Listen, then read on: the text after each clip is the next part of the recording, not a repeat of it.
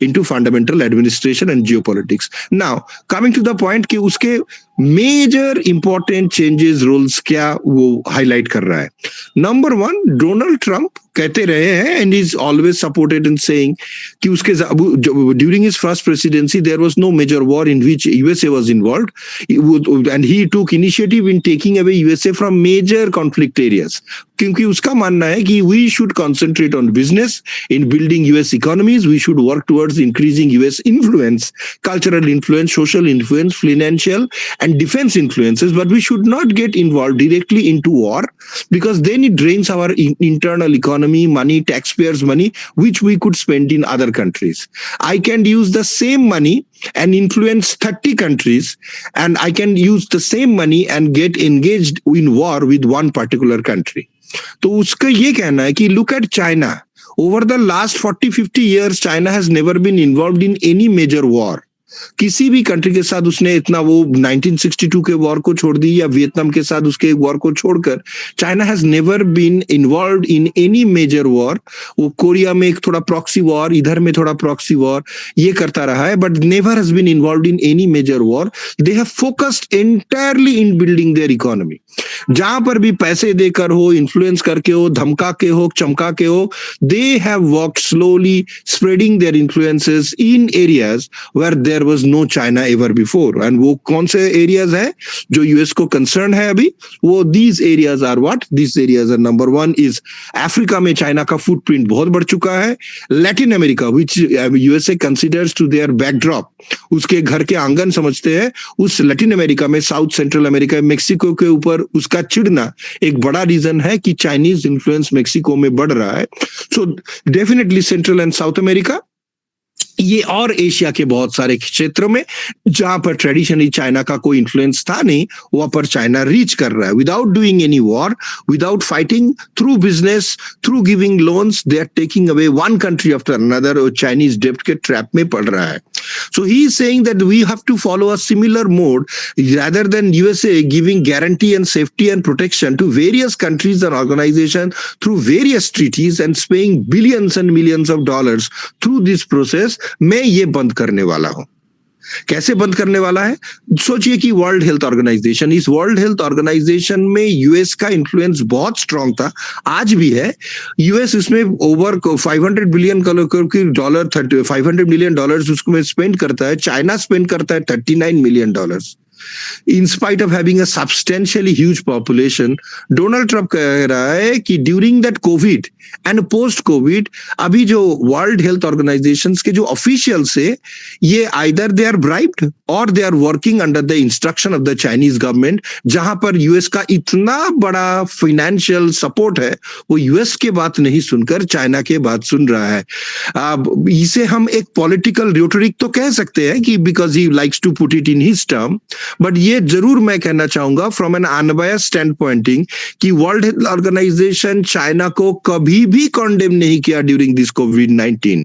China ने इतने सारे डेटा को सप्रेस किया, इंफॉर्मेशन नहीं दिया. अभी भी कहा जा रहा है कि ये जो हमारे नया वायरस आउटब्रेक हुआ है उसमें भी चाइना का बड़ा इंपैक्ट हो रहा है. China is not giving any correct information and the World Health Organization is not putting any pressure on China, rather they are trying to hide and support China. जब यूएसए ने ये कोविड-19 virus को Wuhan virus नाम देने के लिए pressure डाल किया, सबसे बड़ा उसका ऑपोजिशन चाइना से नहीं आया बल्कि वर्ल्ड हेल्थ ऑर्गेनाइजेशन के आया. They are saying that we should not name a country on an origin based on a disease spread. ये एक कंट्री को ह्यूमिलिएट करना है, उसे अंडर एस्टिमेट करना है, ये ठीक नहीं है. लेकिन अगर हु का हिस्ट्री देखा जाए, there were very many diseases around the world. वो इबोला वायरस से शुरू होकर दूसरे HIV वायरस से लेकर उतने के वाइड स्प्रेड हुआ है जहां पर ये लोग जियोग्राफिकली उस रीजन को आइडेंटिफाई किया था. They have identified USA, they have identified India, they have identified our parts of South America. लेकिन आज के जमाने में they do not want to highlight China for some strange reason. तो Donald Trump officially World Health Organization से अपने USA को withdraw कर लिया है. This is the shock to the not only to the World Health Organization officials but shock to the entire world, क्योंकि World Health Organization सिर्फ China का पैर नहीं धोता है, उसका पैर का आशीर्वाद सिर्फ नहीं लेता है, they have world wide program particularly poor developing countries for vaccinations, food nutrition वगैरह वगैरह। ये सारे programs will be grossly impacted. China बड़े बड़े बात करता है, but they are not going to fill up the huge coffers of money that United States used to provide. America के ट्रम्प का कहना है कि this money we will use individually, we will develop our own world Health Organization under United States that will give aid to that country and stuff. World Health Organization को हम D-strengthen कर देंगे कि तुम हमारे पैसे पर बोल बुलाव करते थे और बात you are following China, we are going to punish you. तुम्हारे सैलरी से पेंशन से लेकर सब कुछ हमारे एड के ऊपर डेवलप है, but you are working under the instruction of China, so will teach you a lesson for your life. लेकिन ये teach you for the lesson for life, it is not going to impact, not only going to impact World Health Organization administration, उसके activities, but इसके कारण बहुत सारे poor countries, I am very sorry to say, Central America, South America, Asia और Africa के क्षेत्र में बहुत सारे पुअर कंट्रीज में उसके जो इम्यूनाइजेशन प्रोग्राम्स, उसके जो health and nutrition educational program World Health Organization का चलता रहता था, this will be very seriously impacted. Seriously impacted क्यों? This is expected to have some cascading influences. Number 2, क्यों? Like यूरोपियन यूनियन और ट्रम्प के बीच एक बड़ा ही नॉन कॉर्डियल रिलेशनशिप डेवलप हो रहा है। उसके कारण क्या है? आप सभी जानते हैं कि नेटो को लेकर Trump from his very first presidency has been saying कि ऐसा नहीं चलेगा कि आप लोगों के सिक्योरिटी के लिए यूएसए अपना आर्मी, अपने आर्मी के हार्डवेयर, अपने सारे टेक्नोलॉजीज वो रशिया के एक शैडो वॉर करने के लिए, like historically for during the cold war we have spend millions and billions of dollars through decades. What has USA got out of it? जहां पर रशिया था वहां पर रशिया है, जहां पर यूएसए था वहां पर यूएसए है। आज अगर हम यूक्रेन वॉर को देखें, रशिया यूक्रेन वॉर को देखें, ये डेफिनेटली ट्रू है कि रशिया यूक्रेन को जितने जल्दी सोचा था कि they will occupy Ukraine and then they will sit for a negotiation, ऐसा वो नहीं कर पाया। क्यों?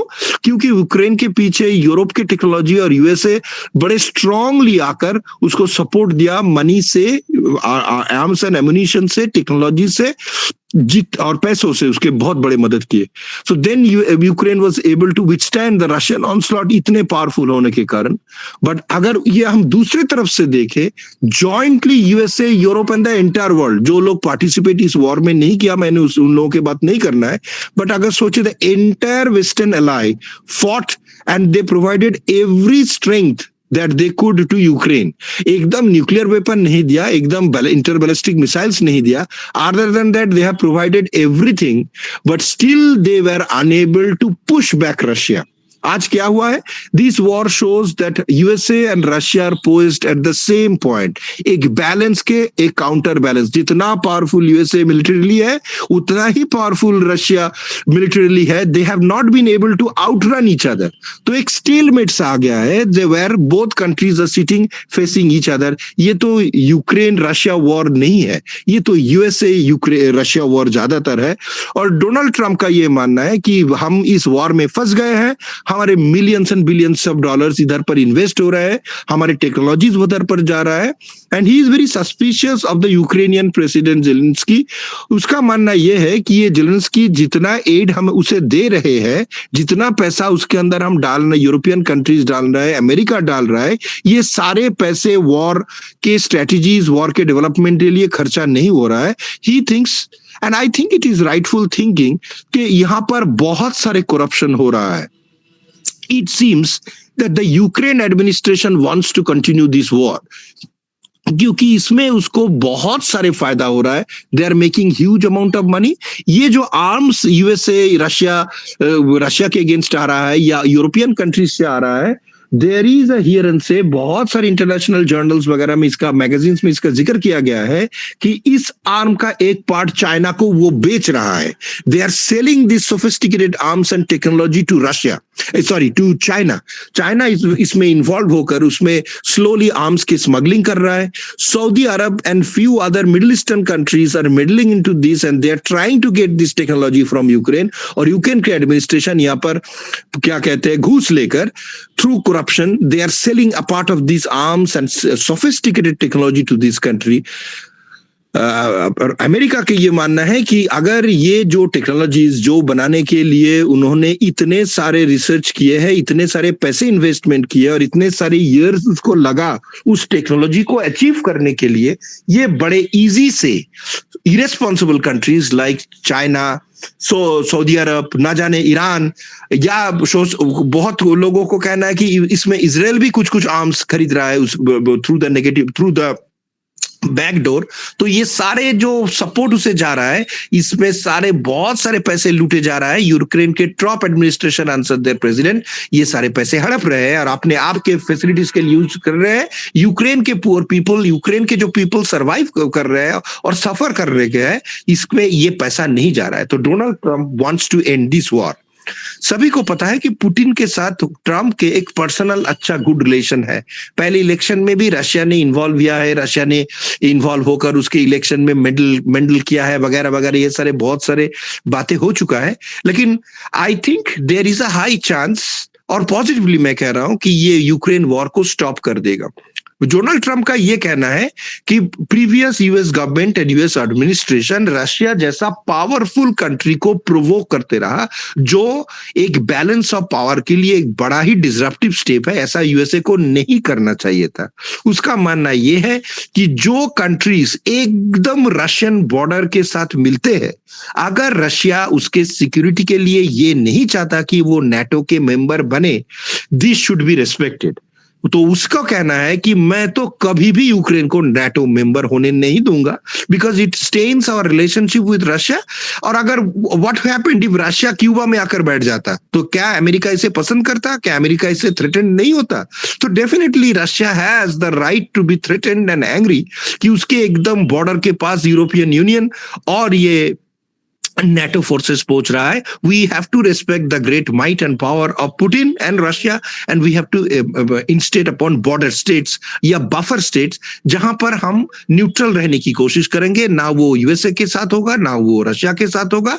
Will help in their economic development, लेकिन कोई इसे इन्फ्लुएंस नहीं करेगा। ऐसा उसका एक अंडरस्टैंडिंग रशिया के साथ है। तो I think what may happen is that he will sign a treaty with Russia. इसके साथ एक discussion I think it has already started. वो कहेगा कि like let's stop the war, first of all let's stop the war. अभी Ukraine के बहुत सारे पार्ट्स रशिया के अंडर चले गए हैं। वी विल सेटल कौन सा पार्ट, बॉर्डर कैसे ड्रॉ करेंगे, नया क्या मिलने वाला है यूक्रेन को, या रशिया को क्या खोने वाला है, यूक्रेन को क्या खोने वाला है। We will do this later. Let us stop the war immediately. America और कोई एड नहीं भेजेगा, वो अपना सोल्जर्स इंफ्रास्ट्रक्चर उधर से रिट्रीव कर लेगा। रशिया भी पीछे हट जाएगा और ये जो माल और जान की जो हमारे हार्म हो रहा है ये बंद हो जाए। उसके बाद we will sit together. This may take 6 months, this may take 1 year to discuss and negotiate a border deal वगैरह वगैरह, और उसके बाद हम सेटल कर लेंगे। ट्रम्प के मन में यह है कि with this stopping of war he becomes a global hero.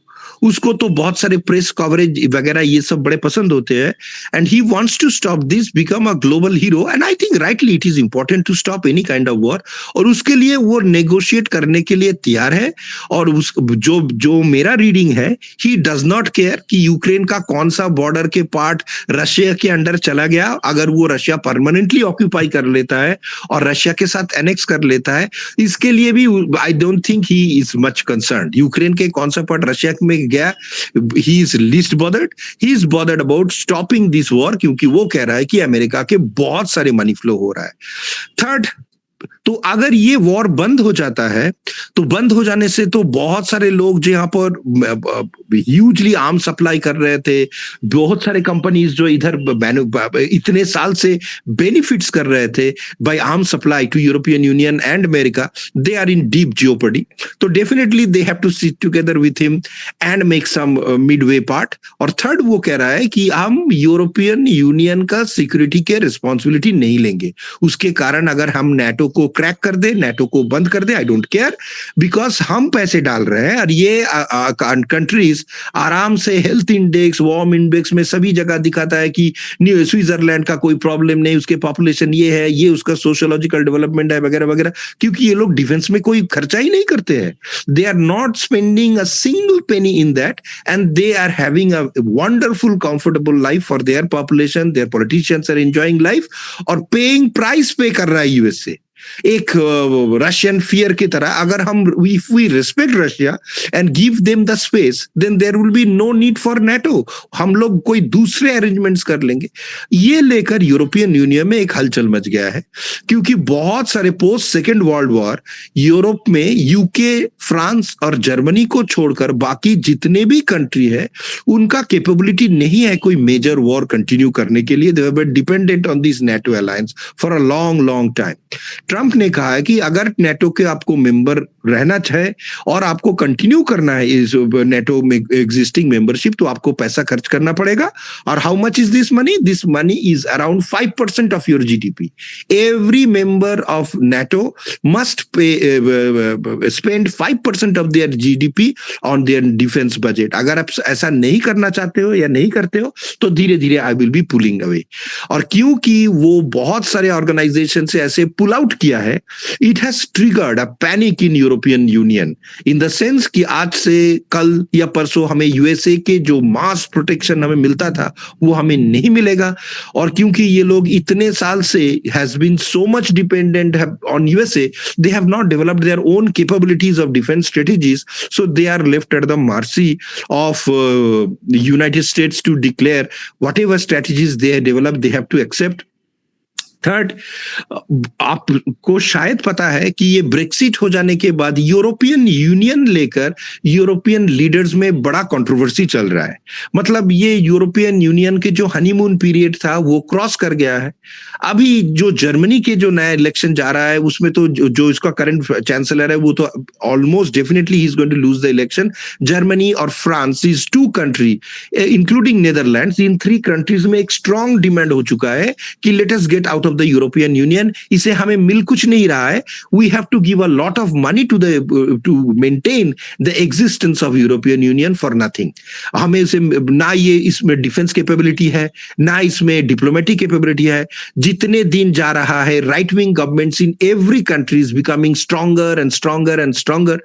और उसी के कारण जैसे मेलेनी इटली के प्राइम मिनिस्टर है वो भी एक राइट विंग ग्रुप से है और बड़े जकड़ से इटली में बैठे हुए हैं.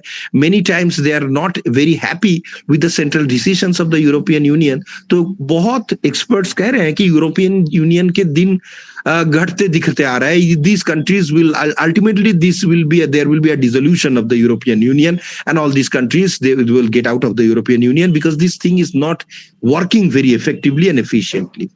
तो ये एक यूरोपियन यूनियन के लीडर्स के साथ और उसके उन लोगों में एक हड़कंप मचा दिया है. They are very very worried, they are very very anxious and they are very much stressed कि अगले फ्यूचर में how is the relationship between European Union और अमेरिका होने जाने वाला है and how much they are going to be under the strong vigilance of Russia. तो ये लोग इन दोनों के बीच ये लोग पिस रहे हैं. So they are very very much worried. Second part is European Union were dependent on cheap Russian gas for a long time. ये यूरोपियन वॉर के तरह ये लोग ऊपर तो कहते हैं कि we have banned Russian exports, we have banned Russian oil and stuff, लेकिन अगर आप उस कंट्रीज में रहते होंगे या देखेंगे तो ब्लैक मार्केट में रशिया से बहुत सारे प्रोडक्ट्स, पर्टिकुलरली जो फ्यूल एनर्जी, ये सारे इस कंट्रीज में आ रहे हैं. Germany is completely has been dependent on क्या कहते हैं रशियन चीप ऑयल सोर्सेस. अगर वो नहीं मिल रहा है उसे तो many of their economies are hampered. इधर अब डिस्टेबलाइजेशन ऑफ यूरोपियन यूनियन होने का एक बड़ा सा कारण डिफेंस स्ट्रेटजीज है और एक बड़ा सा कारण यूक्रेनियन वॉर है. बिकॉज ये चीप रशियन ऑयल या गैस सप्लाई बंद हो जाने से कारण इन लोगों की economy has been very very much shaky. So ये एक बड़ा सा ग्लोबल चेंज, यूरोप के चेंज मतलब एक वर्ल्ड वॉर इसका चेंज आ रहा है. थर्ड, नेतन्याहू के साथ, इजराइल के प्राइम मिनिस्टर के साथ ट्रम्प के बड़े अच्छे रिश्ते थे. He has always supported Netanyahu like no other US president has ever done. He even supported traditionally in support transferring the embassy of USA from Tel Aviv to Jerusalem. ये तो एक बहुत पॉलिटिकल मूव है जो अरब countries को पसंद नहीं आया, but Donald Trump did that very strongly. He is again going to support that, but उसने कहा कि we have to stop this war in Gaza. ऐसा नहीं चल सकता है. ऑलरेडी आपको शायद पता है कि हमास गाजा में और इजराइल के बीच एक सीज फायर एग्जिस्टेंस चालू हो गया है. ट्रम्प के जमाना से एक अब्राहम कॉर्ड सिग्नेचर होने की बात हो रहा है. ये क्या है? This is a truce between Israel and Arab countries headed by the most influential ones like Saudi Arabia, United Arab Emirates, Kuwait, Oman, वगैरह वगैरह. ये सारे मिलके they will sign an accord with with Israel, in which they will recognize Israel as a modern state, क्योंकि ये लोग Israel को recognise करते नहीं है. They will start having foreign relations. They will be establishing embassies across each other, and they will develop business as well as social, cultural and diplomatic ties between the countries. ऐसा USA क्यों करना चाहता है? इसे Abraham accord कहा जाता है. ऐसा ट्रम्प का मानना यह है कि अगर हम इजराइल के साथ अरब कंट्रीज को अभी एक पीस डील में लाद देते हैं, then we will be able to stop the aggressive stature of Iran in that particular area. आपको पता है कि Iran has been supporting a lot of proxy wars in that areas. वो लेबनान में उसके एग्जिस्टेंस है, सीरिया में उसके एग्जिस्टेंस है, और भी कंट्रीज में, यमन में उसके एग्जिस्टेंस है. ये सिर्फ इजराइल के लिए थ्रेट नहीं है क्योंकि वो शिया कंट्री है और Saudi Arabia Sunni Muslim country है. इन दोनों के बीच मुस्लिम वर्ल्ड के पावर स्ट्रगल में एक बहुत स्ट्रॉन्ग एक्सिस फॉलो हो रहा है. They want, Iran Muslim world का टॉप बनना चाहता है, वो मुस्लिम वर्ल्ड का बादशाह बनना चाहता है. Saudi Arabia enjoys this position now. Under no circumstances they are ready to give Iran that particular opportunity. पहले ईरान को एंगेज करने के लिए इराक था. They always used to be in war.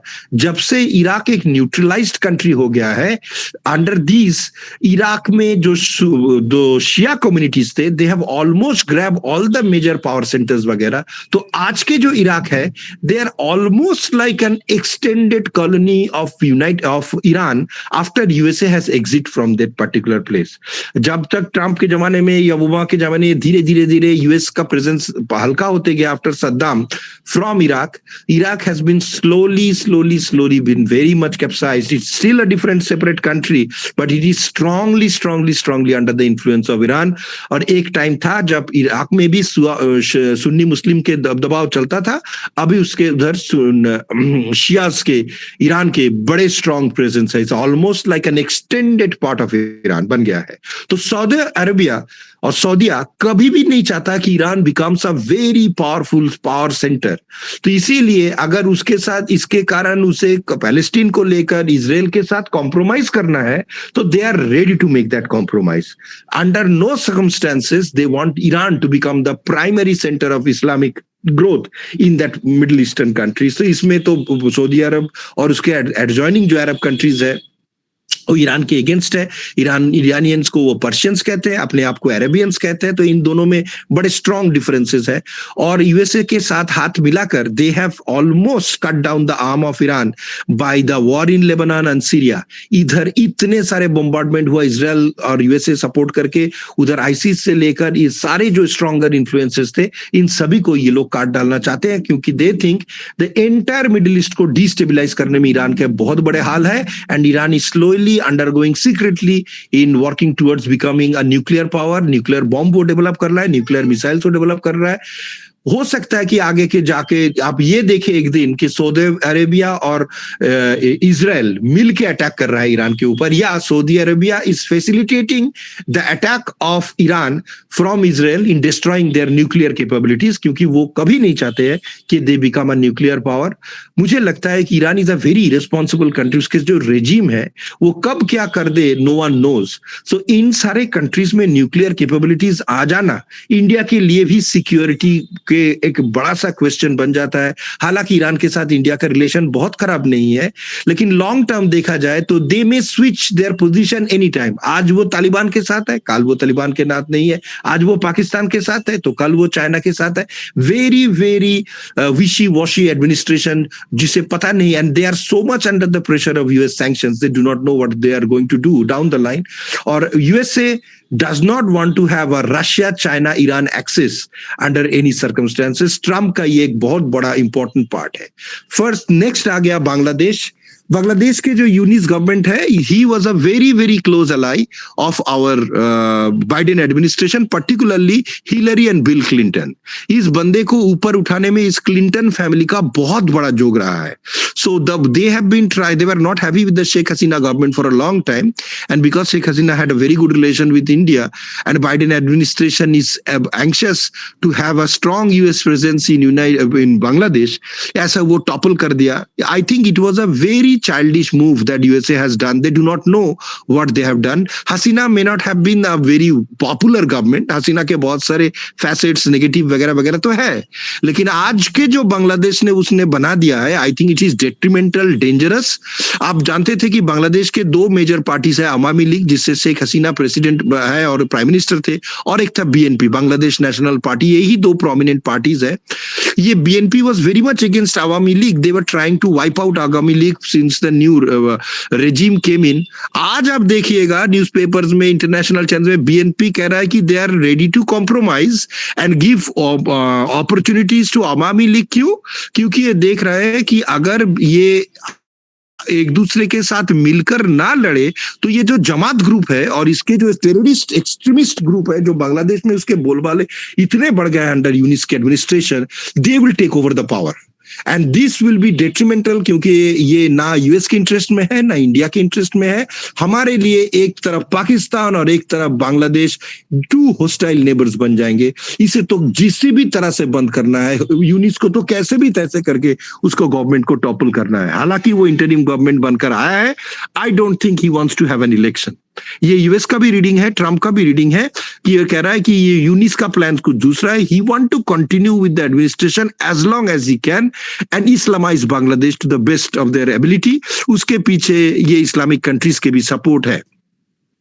So definitely दी यूनिस के लिए तो कोई बात नहीं है, आज वो होगा तो कल भाग के जाकर यूएस या कोई यूरोपियन कंट्री में वो रेफ्यूज उसे मिल जाएगा। लेकिन this government has become toxic और उसमें चाइना का फुटप्रिंट भी बहुत बढ़ जाएगा। इसी के कारण इन लोगों ने उस गवर्नमेंट को टॉपल किया, लेकिन I think they have toppled by, they have only destabilize the region. ये दूसरे तरह से इंडिया के साथ मिलके काम करना चाहिए था यूएसए के, जो I think Trump administration will now work on. The relation between Yunus and Trump is very very bad। Eunice made very negative comments during Trump's first administration। जब वो इलेक्शन में भी रहता था तब भी वो बहुत बार उसके अगेंस्ट स्टेटमेंट्स दिया है, because he is a democrat supported candidate. तो अभी बांग्लादेश के लिए भी this is going to be a very very challenging effort. और आप जानते हैं कि म्यांमार में चाइना का इन्फ्लुएंस है। म्यांमार एक टूटा फूटा कंट्री हो रहा है। इंडिया के बॉर्डर रीजन्स के लिए, बांग्लादेश के बॉर्डर रीजन्स के लिए this is going to be detrimental. और चाइना यहाँ से एक सीपेक जैसा चाइना पाकिस्तान कॉरिडोर, एक चाइना म्यांमार कॉरिडोर बन के ये बे ऑफ बंगाल तक पहुंचना चाहते हैं, जो I don't think USA wants to allow. आपको पता होगा शायद, ये चाइना कॉरिडोर जो पाकिस्तान में, वो अभी जियोपर्डी में चल गया है, क्योंकि वजीरिस्तान से लेकर उसके खैबर पख्तूनख्वा से लेकर बालूचिस्तान, जहां पर से ये सीपे कॉरिडोर पास होता है, सभी जगह डिस्टेबलाइज हो गया है। उसके जो टेररिस्ट इन्फिल्ट्रेटर्स ग्रुप है वो चाइनीज इन्वेस्टर्स को अटैक कर रहा है, चाइनीज वर्कर्स को अटैक कर रहा है, चाइनीज पाकिस्तानी आर्मी को अटैक कर रहा है।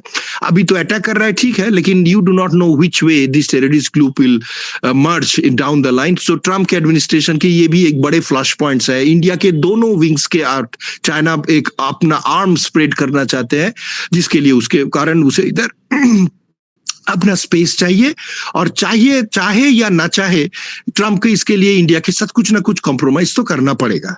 इन with respect to trade part, अब हम थोड़ा चाइना इंडिया की तरफ आ रहे हैं. With respect to trade part, I think Trump and Modi ji has a very good cordial relationship in that particular aspect. But हमारे जो ब्रिक्स के इन्फ्लुएंस जो बढ़ रहे हैं और जिसमें रशिया चाइना है और जो डॉलर को रिप्लेस करने की बात कर रहा है, ये ट्रम्प को पसंद नहीं है, because it will have stronger negative impact on the US economy and US hegemony on around the globe. So इसे लेकर वो थोड़ा नर्वस है. एंड आई थिंक इसे लेकर आगे के टाइम में इंडिया, चाइना और रशिया को लेकर एडमिनिस्ट्रेशन के सर कहीं ना कहीं कॉन्फ्लिक्ट्स आएंगे. They will try to punish, they will put some sanctions here and there. Again at the same time these markets are very important for United States. वो India और China दोनों को एक साथ एनिमी या ज्योपर्डाइज नहीं करना चाहते हैं, क्योंकि इंडिया से ज्यादा आज चाइना को लेकर डोनाल्ड ट्रम्प का वरीज ज्यादा है. एक तो ट्रेड की तरफ है, वो क्या है कि यूएसए और चाइना में बहुत बिलियंस ऑफ डॉलर्स के ट्रेड होते हैं और इस ट्रेड के जो बैलेंस है it is shifted towards China. Successive US government has give free run to China and they have made huge profit by selling products in USA, but USA has not profited in the same manner by doing business with China. ऐसा India के साथ भी है. India के बहुत सारे products जो China में वो allow, Indian pharmaceuticals, Indian medicinal products वगैरह, ये कुछ भी चाइना में नहीं जाने देते हैं. हालांकि चाइनीज प्रोडक्ट्स बहुत ज्यादा, balance of trade is always shifted towards China. तो ट्रम्प ने तो उसके ऊपर टेरिफ ट्रेड डाल के उसने तो वार्न भी किया था कि we will teach them a lesson for life, और इससे उसका गवर्नमेंट शायद टॉपल हो जाए. लेकिन recently, very interestingly, within a few days of taking administration, I think Chinese government ने यूएसए के साथ कोई सिग्नल दिया है. हम तो ये अभी भी ये पब्लिश पेपर होकर या डॉक्यूमेंट होकर बाहर नहीं आया, लेकिन he has softened, strangely he has softened his turn on China and he is saying कि ट्रेड वॉर नहीं, हम दोनों के बीच एक ट्रेड बैलेंस होने जाने वाला है. आई थिंक चाइना यूएस के साथ एक बड़ा सा पंगा नहीं लेना चाहता है, क्योंकि then it will destabilise that country. China अभी is not in a very advantageous position, they are in a lot of problem, वो मैं बाद में आता हूं. लेकिन ये है कि यूएस जैसा इतने पावरफुल इकोनॉमी और डोनाल्ड ट्रम्प जैसा इतना स्ट्रॉन्ग प्रेसिडेंट, जो जिसके बाइकैमरल एडमिनिस्ट्रेशन में सभी जगह अभी रिपब्लिकन्स के स्ट्रेंथ बढ़ गया है, तो ट्रम्प कोई भी रूल्स पास करता है, एडमिनिस्ट्रेटिव डिसीजन लेता है, वो उनके हाउस ऑफ कॉमन्स या उसके पार्लियामेंट वगैरह में ये जरूरी से जल्दी पास हो जाएगा, because this is now in favour of his political party. So they are worried कि ये चाइना का ट्रेड को इतना बर्बाद कर देंगे कि China's existence will be threatened. So I think definitely under the table China is doing some kind of negotiation, क्योंकि मैं देख रहा हूं प्रेसिडेंट ट्रम्प अभी कभी कह रहा है कि we will now have a trade balance with China. उसका मतलब यही है कि अंडर द टेबल यूएसए और चाइना के साथ शायद कोई नेगोशिएशन हुआ है, शायद दोनों शी जिनपिंग और उसके साथ क्या कहते हैं बैक चैनल्स के साथ शायद कोई अरेंजमेंट हो चुका है, जहां पर चाइना अपने कुछ लॉसेस एक्सेप्ट कर लेगा, यूएस के जो डिमांड्स है उसके मार्केट में एंट्री करने के लिए वो शायद पे राजी हो जाएगा. जैसे चाइना इंडिया के साथ बॉर्डर में पीस डील किया, वैसे ही एक ट्रेड डील दे, I think they are trying to do this in with Trump also, because he has changed his stance. So, but broadly speaking, why is China, मैं तो अभी भी कहता हूं जो China is a global enemy, जिसे बड़ा सीरियसली लेना चाहिए, जो successive western governments and US government has not taken over, and आज के time they have emerged as an economic giant around the world. Economic giant हम इसे क्यों कह रहे हैं कि वो बिजनेस में मैन्युफैक्चरिंग हब बनने के कारण they have supplied cheap products to the entire world. To that extent ये सिर्फ इंडिया के नहीं है, यूरोप से लेकर अमेरिका के लिए चीप चाइनीज प्रोडक्ट पाते पाते हमारे बहुत सारे इंटरनल फैक्ट्रीज जो है वो बंद हो गया. हम वो प्रोडक्शन बंद कर दिए क्योंकि हमें चीपर वर्जन चाइना से मिल रहा था. As they are holding more and more products into our market, they are trying to have stronger leverage and stronger influence in our administrative systems. और इसमें क्या है, इसमें सिर्फ पॉलिटिशियंस नहीं, इसमें से बहुत सारे कंट्रीज के जो बिजनेसमैन है, इंडिया के बहुत सारे powerful business and industrial house है जो गवर्नमेंट के ऊपर प्रेशर करते हैं कि चाइना के ऊपर ज्यादा स्ट्रॉन्ग डिसीजंस ना ले, क्योंकि उसे चाइना से चीप प्रोडक्ट मिलता है. This is going to harm their business. But harming your business and harming the country is not the same thing. We have to realise down the line, because China is a belligerent country. आप if you give your finger they will take your hand. And बहुत सारे उसके जो fights है ये arm flexing है। इतना powerful वो है नहीं जितना पावरफुल वो अपने आप को दिखाता है। वो हर वक्त कहता है कि we can reach India, we can reach US, we can reach Europe with our ballistic missiles and stuff. I have strong suspicion कि चाइना के पास ये कैपेबिलिटी है भी या नहीं। ये एक कम्युनिस्ट कंट्री के रेजिम में ये लोग एक फॉल्स स्प्रेड ऑरा स्प्रेड करना चाहते हैं। I sincerely believe they are doing this thing. They have definitely the economic power. इतना चीप प्रोडक्ट बनाने के लिए डोनाल्ड ट्रंप के एडमिनिस्ट्रेशन के आने में चाइना में के जो क्या कहते हैं उसके जो स्टॉक मार्केट्स है वो बड़े बड़े मार्केट्स में एकदम अनस्टेबल हो गया है। और बहुत सारे वेस्टर्न कंपनीज, अमेरिकन, यूरोपियन और या other countries, they are looking for options to look into working with other countries, जैसे इंडिया हो, मलेशिया हो, इंडोनेशिया, वियतनाम, थाईलैंड, किसी भी कंट्री में they want to shift a part of their projects. क्योंकि they do not want to be exclusively dependent on China, कि down the line USA और China के रिलेशंस अगर बहुत खराब होते गए, depending on how things turn out, they do not have to have their entire business so much dependent on China, because then it is going to impact them. अगर कभी खुदा ना खास्ता इन दोनों के relationship और भी खराब हो गए, so there is a huge opportunity for India to attract these new businesses. These opportunity came 3-4 years back too. I think India was not prepared. Our Modi government was not prepared to accommodate this foreign investment during that particular period of time. Otherwise, India बहुत ज्यादा foreign investment China से ले सकता था, लेकिन they didn't work out very smartly at this point. Again we have this opportunity. We have to have the doors open for these companies which are coming out of China and looking for second venues and second sites to give them operational fields in India. ये India के business के लिए भी बहुत अच्छा बन सकता है, क्योंकि उसके ट्रंप के साथ, एडमिनिस्ट्रेशन के साथ हमारे रिलेशनशिप अच्छे हैं.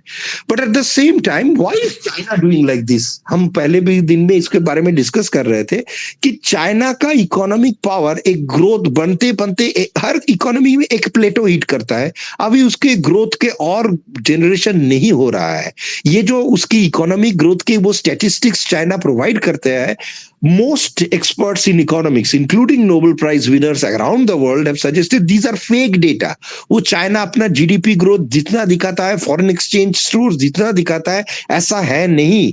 They are not doing good with their economy. ऐसा क्यों है कि ये उसके कम्युनिस्ट पार्टी ने इतने सारे लोगों को इंफ्रास्ट्रक्चर डेवलपमेंट के लिए इतने सारे पैसे दिए, and their Chinese market used to be driven by the infrastructural companies who are all members of their क्या कहते हैं कम्युनिस्ट पार्टी के. तो लोगों के पास चाइना में इतना पैसा नहीं है कि इतने सारे फ्लैट्स या अपार्टमेंट वो ले सकते हैं.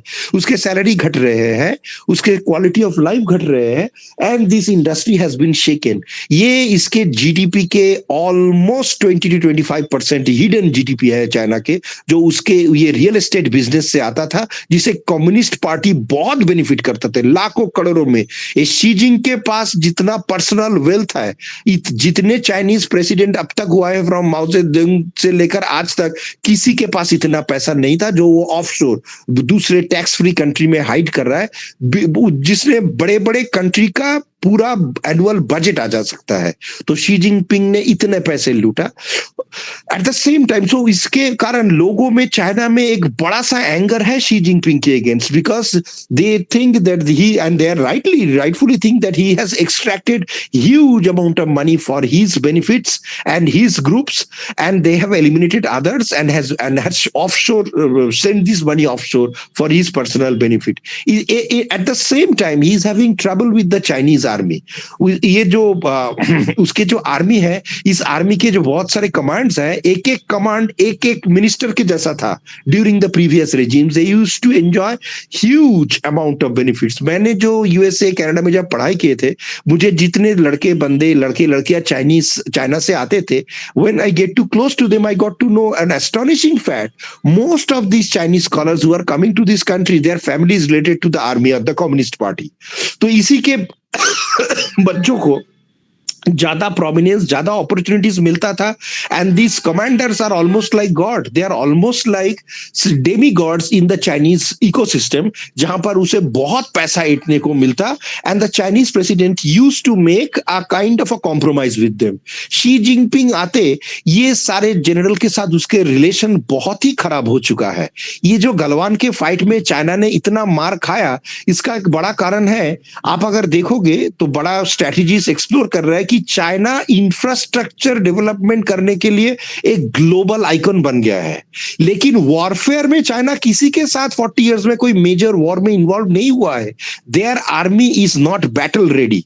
और आज के जमाने में आपके पास 5 लाख हो या 1 लाख आर्मी हो, उससे उसके ऊपर चल के आप मॉडर्न आर्मी नहीं बना सकते. आपको गैजेट्स चाहिए, टेक्नोलॉजी चाहिए, जो अभी भी उसके पास ये कैपेबिलिटी है नहीं, लेकिन वो चुरा चुरा के इधर उधर से कलेक्ट करने की कोशिश कर रहा है. और एक ज्यादातर उसके पार्ट वो यूएसए से लेता है. आप देखिएगा कि रशिया चाइना के साथ कोई डिफेंस डील नहीं कर सकता है, हालांकि दे आर एलाइज, बट उसने अपने आर्मी के मटेरियल्स, डिफेंस डील्स वगैरह वगैरह X-400 के छोड़कर ज्यादातर रशिया नहीं करना चाहता है, क्योंकि दे आर वरीड कि चाइनीज जो इंटेलिजेंस है वो उसको, उसका जो डिजाइन है वो सारे कॉपी करके ये अपना बना लेगा और दूसरे कंट्रीज को सेल करेगा, जिससे उसका मार्केट लॉस हो जाएगा. तो there are many countries who do not want to share defence infrastructure, defence deals with China, क्योंकि उसके पास ये कैपेबिलिटी है कॉपी करने की. तो ये संभावना के कारण Trump is also very worried that through out this networks China is having an external economic influence on USA. USA के बहुत सारे ऑफशोर डेब्ट्स बढ़ गए हैं जो चाइना के उसमें अंदर इन्फ्लुएंस है. तो all this things are driving both this two president crazy. Xi Jinping के अपने कंट्री में आर्मी से लेकर और जो एवरेज सिटीजन है दोनों जगह पर, क्योंकि उधर तो इलेक्शन वगैरह कुछ होता नहीं है, जो होता है इट इज आई वॉश. तो he is stretching into the power the longest term after Mao Tsetung. लेकिन उसके पोजीशन जरा कंसोलिडेटेड नहीं है. पोजीशन कंसोलिडेटेड नहीं होने के कारण वो क्या कर रहा है, he is trying to drag the attention of army and the civilians in areas where they will highlight their movement from major issues in China. China की इकोनॉमी घट रहा है, लोगों की इनकम कम होते जा रहा है, उसके पॉपुलेशन में क्रैश आ रहा है, क्योंकि चाइनीज न्यू जो जनरेशन है वो मैरिज नहीं करना चाहते हैं. क्यों? कि एक बच्चा को रेज करना चाइना में अभी is becoming unaffordable for the new generation. So they not want to get married, do not want to have babies. इससे चाइनीज पॉपुलेशन बड़ा स्ट्रांगली क्रश हो रहा है, जिससे उसे इन फ्यूचर उसको इंपैक्ट करेगा उसको इकोनॉमी के लिए.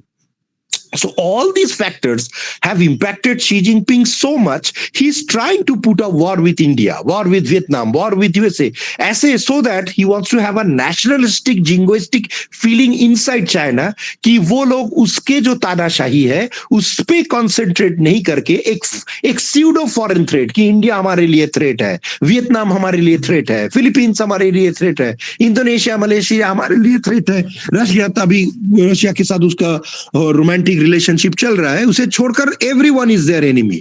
ऐसा चाइनीज जनरेशन का, चाइनीज जनरल सिटीजन का मानना नहीं है. ये शी जिंग के बनाए हुए वॉर है. अभी आप जानते हैं वो डैम्स के बारे में हम बात करें, everything is doing, his major strategy is to have the public attention drag somewhere else, because उसके पावर सेंटर लेकर उसे बहुत बड़ा चैलेंज हो रहा है. इसी के कारण वो इंडिया के साथ बॉर्डर में कॉम्प्रोमाइज किया, नहीं तो उस जैसा बदमाश आदमी इंडिया के साथ कॉम्प्रोमाइज करके बॉर्डर में पीस करना चाहेंगे ऐसा वो है नहीं.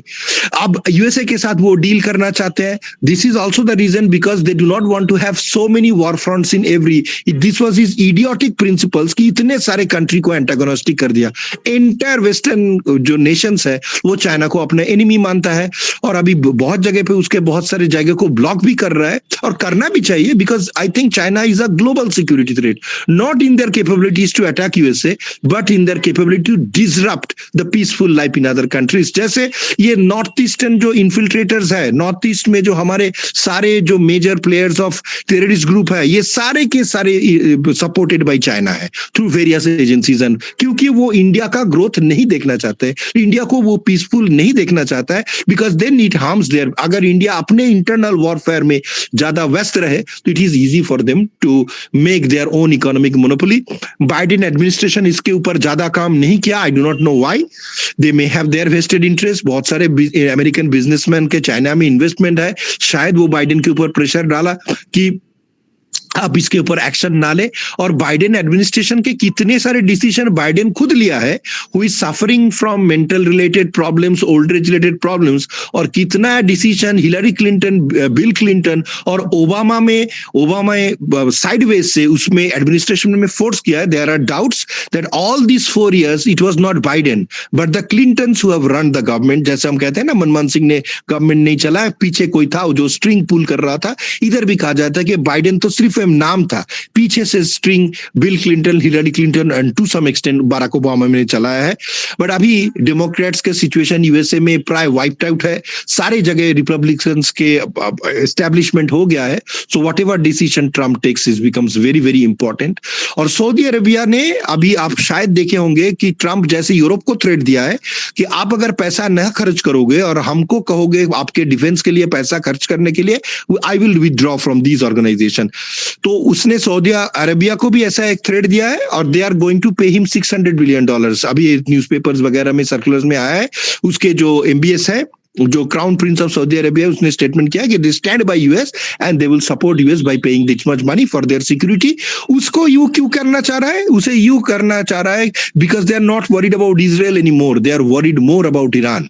दे want to block Iran in every possible way, make it a weaker country. Other than that ये उसके इस्लामिक वर्ल्ड के लिए, इसके लिए एक बड़ा सा थ्रेट बन रहा है। और डोनाल्ड ट्रंप के साथ इसने एक अंडर द टेबल, मतलब वो 20th में अपना पोजीशन लिया है ओवल ऑफिस में। अभी भी देखिए कि किन किन कंट्रीज के साथ एक सीक्रेट एग्रीमेंट में आ गया। इंडिया के साथ तो है ही। I am saying that Saudi Arabia and the Middle eastern countries, Israel के साथ उसका अंडरस्टैंडिंग बन गया है।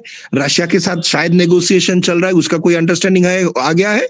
और रशिया के साथ भी, चाइना के साथ भी उसके कोई ना कोई अंडरस्टैंडिंग तो डेफिनेटली आ रहा है। क्योंकि जो डोनाल्ड ट्रंप कुछ ही देर पहले कहते थे कि will do a trade war और टैरिफ वॉर, वो अब कह रहा है कि नहीं, will have a trade balance with China. So definitely China has accepted many of the US demands and they are trying to work out something under the table which will be acceptable to the both countries, and it will not create a power vacuum for Xi Jinping because he is already very much stretched. और एक last बात कह दूं, China का एक बड़ा सा problem ये भी हो रहा है जो सोवियत यूनियन को हुआ था। क्या हुआ था? सोवियत यूनियन यूज्ड टू पे a stupendous amount of money for the popularism of Soviet culture, communism in other countries. आपको शायद पता होगा, हम लोग जैसे जिनके एज हो गए हैं, जब हम चिल्ड्रन थे तो रादुगा पब्लिशर नाम के मॉस्को के एक बहुत बड़े पब्लिशर से जो 1, 2, 3, 4, 5 रुपया में कितने सारे बहुत हाई क्वालिटी बुक्स इंडिया में अवेलेबल करते थे। ऐसे बहुत सारे प्रोमो मटेरियल्स में सोवियत यूनियन ने बहुत सारे पैसे डाला। चाइना उस मॉडल को तो फॉलो नहीं कर रहा है, लेकिन हर एक कंट्री में ह्यूज इन्वेस्टमेंट करते गए हैं और उसमें रेजिम चेंज में भी उसने सपोर्ट किया और उसके कारण उसका इकोनॉमी भी स्ट्रेच हो रहा है। Down the line I sincerely believe that they are putting way more money to other countries, उसको अपने ग्रिप में लेने के लिए, इन्फ्लुएंस के लेने के लिए, जो चाइनीज इकोनॉमी को इंपैक्ट करेगा। इतने सारे कंट्रीज अराउंड द वर्ल्ड वो पैसों की खैराती कर रहा है, हालांकि वो उसे ऋण, मतलब क्या कहते हैं, रेंट के जाल में फंसा रहा है, but at the same time they are also investing that money in those countries to take their resources. ये लेकर उसका इकोनॉमी स्ट्रेच होते जा रहा है। ये जो उसको बोल बलाव है, अपने आप को स्ट्रेच करना, ज्यादा बड़े बात दिखाना है, it is almost a play acting. They are weak inside and they are getting weaker inside. Trump इसी को अपना सिक्का बनाकर उसको अब टॉर्मेंट करने के लिए he is using the policy. China के पास डिफेंस स्ट्रेटेजी कितना है, आई हैव सीरियस डाउट्स कि, लेकिन उसके जो इकोनॉमिक पावर है वो अभी स्ट्रेच्ड हुआ है and he is now going to attack on that particular economic front to bring China to have some negotiation and agreement. आप देखोगे जब ये रशिया के साथ अगर ये कोई एग्रीमेंट में आ जाएगा, चाइना शायद बीच में अपना टांग अड़ाने चाहता था प्रीवियसली, अब they will not try to interfere. They will move away and allow USA and Russia to have their own settlements and stuff. अगर ये नहीं करता है तो Xi Jinping will be in trouble. Overall Trump के और lastly Trump ने और सारे एग्जीक्यूटिव ऑर्डर्स में तो आप जानते हैं इमिग्रेशन के बहुत सारे ऑर्डर्स उन्होंने कंप्लीट कर दिया है। 18,000 इंडियंस को डिपोर्ट करने की एक बात आ गया है सामने। इंडिया के न्यूज़पेपर्स में शायद ये इतना सर्कुलेट नहीं हुआ, लेकिन वेस्टर्न पेपर्स में, यूरोप के पेपर्स में या अमेरिकन पेपर्स में, कैनेडियन पेपर्स में ये कहा जाता है कि मोदी गवर्नमेंट के साथ ट्रम्प गवर्नमेंट का एक अंडरस्टैंडिंग हो चुका है, बिलो द टेबल हो या मतलब सीक्रेट डील हुआ हो। जो 18,000 पीपल है, इससे बहुत ज्यादा लोग यूएसए में इलीगली है, लेकिन they have identified this 18,000, they have requested India to support कि आप हमें दिखाओ कि हम आपको पीसफुली ये लोग ट्रांसफर कर रहे हैं। We will use this as a model, will use this as a model to negotiate with other countries, शायद वो पाकिस्तान हो, सुदान हो, इथियोपिया हो, चाइना हो, जो दिखाने के लिए देखो see India has accepted with our deal and taking back 18,000 people back into their country, we are going to follow that same model, cooperate with us. वो तो मेक्सिको को भी थ्रेट दिया है कि there will be a war between USA and Mexico अगर Mexico does not take active steps in reducing infiltration from the Mexican border into US side वगैरह वगैरह। और आप जानते हैं डेनमार्क को लेकर भी उसने एक बॉम्ब छोड़ा है कि we will like to occupy Denmark. शायद इंडिया में लोगों को ये पता नहीं है कि डेनमार्क के हिस्टोरिकली 500 इयर्स के साथ ग्रीनलैंड के साथ एसोसिएशन है, लेकिन ये एसोसिएशन धीरे धीरे बहुत वीक हो गया है। Greenland is now a self autonomous territory, जिसे मेंटेन करने के लिए डेनमार्क को हर ईयर फ्यू $100 मिलियन देना पड़ता है। तो ये मुंह पे तो ये कह रहा है कि we do not want to give away Denmark does not want to give away Greenland वगैरह वगैरह, लेकिन डेनमार्क के लिए अभी इकोनॉमिक सिचुएशन में ग्रीनलैंड को इतने सारे एड देना इज नो लॉन्गर पॉसिबल। और ग्रीनलैंड में एक इंडिपेंडेंस मूवमेंट चल रहा था। जो लोग नॉर्थ अमेरिका में रहते हैं उसे पता है कि they want to be an independent country free out of Denmark, they want to have their own parliament and everything। तो डेनमार्क के जो कंट्रोल ओवर ग्रीनलैंड है बहुत बहुत बहुत बहुत लूज हो चुका है। ये जो ट्रम्प कह रहा है ना, लोग पागल कह रहे हैं कि he is asking for Greenland, mad person है वगैरह वगैरह, नहीं, ये बड़े सोचे समझे चाल है। उधर ऑलरेडी यूएस बेसिस है। what he is asking, I do not know whether he will be able to have the entire Greenland administratively, लेकिन entire Greenland में they are going to establish American bases, ये होने वाला है। और almost Denmark उसके साथ एक सिग्नेचर करने वाला है। और ग्रीनलैंड के अंदर बहुत सारे पॉलिटिकल पार्टीज है, they want to become part of United States of America. ये बात हो गया। और लास्टली पनामा का लेकर ट्रंप ने चैलेंज किया कि ये पनामा कैनल जो बनाकर उसने पनामा को दिया है, there is that they are charging them more. ये चार्जिंग देम मोर की बात नहीं है, लेकिन over the year Panama canal के ऊपर चाइनीज इन्फिल्ट्रेशन, चाइनीज शिप्स वगैरह का इस रूट को यूज करना बढ़ते गया है, जो यूएस इकोनॉमी के लिए एक थ्रेट बन रहा है। So they are putting a huge pressure on Panama कि उसे उधर जो चाइनीज इन्फिल्ट्रेशन या चाइनीज इन्वॉल्वमेंट है या चाइनीज इन्वेस्टमेंट्स है उसे कट डाउन करना है। नहीं होगा तो they will have to face the wrath of United States. So हर जगह जहां पर यूएसए का मेजर स्टेक्स है, ये बंदा पागल नहीं है, ये बंदा बड़े सोचे समझे चाल डाल के प्रेशर क्रिएट करने के लिए पब्लिक ओपिनियन दे रहा है। जैसे इंग्लैंड में उसने एलन मस्क को लेकर, he does not like the prime minister of England at all, उसे वो गवर्नमेंट को रिजीम को चेंज करना चाहता है। जैसे ट्रूडो के साथ वो काम नहीं करना चाहता है तो ट्रूडो को रेजिग्नेशन देना पड़ा। So I think the British government is going to fall in a month और सो, और maybe in 2 or 3 months, क्योंकि वो गड़े हुए मुद्दे को निकाल के कॉफर से उसके जो बच्चों की रेप्स वगैरह की जो स्टोरी थे उससे बाहर निकाल के उसने एक डिबेट स्ट्रीट कर दिया है। और हर दिन अब यूएस पार्लियामेंट में यूएस यूके के प्राइम मिनिस्टर को उसके लिए आंसर देना पड़ता है। उसके पोजीशन डिस्टेबलाइज्ड हो गया है। शायद ये गवर्नमेंट पड़ जाए और जो नया आएगा वो प्रो डोनाल्ड ट्रंप होगा। दे वर मोर अकीन टू बाइडेन एडमिनिस्ट्रेशन। तो any government which is not against, which is against Trump, वो उसे एग्जिस्ट करने नहीं देंगे, ऐसा माना जाता है। And there is this huge global changes, climate change के आप जानते हैं it's a very significant impact. वो क्लाइमेट चेंज पेरिस प्रोटोकॉल से उसने अपने आप को विथड्रॉ कर लिया, which means not only the US presence is withdrawn, a huge amount of money will be drawn from this. Trump does not want to use that money for climate change, लेकिन climate change को protect करने के लिए इस money का जरूरत था। We are heading towards global catastrophe with global temperature increase and stuff. USA में इसका अंडर नहीं रहना is a very very challenging and a serious part. तो इसके लिए ग्लोबल वातावरण में, एनवायरमेंट में जो इंटरनेशनल जो प्रोग्राम्स वगैरह होते थे, I think many other countries will pull out of the Paris accord. और हमारे जो ग्लोबल कंसेंसस बना था climate change, global warming control करने के लिए, इस मॉडल को फॉलो करके वो डिसरप्ट हो जाएंगे, जो एनवायरमेंट के लिए अच्छा नहीं है।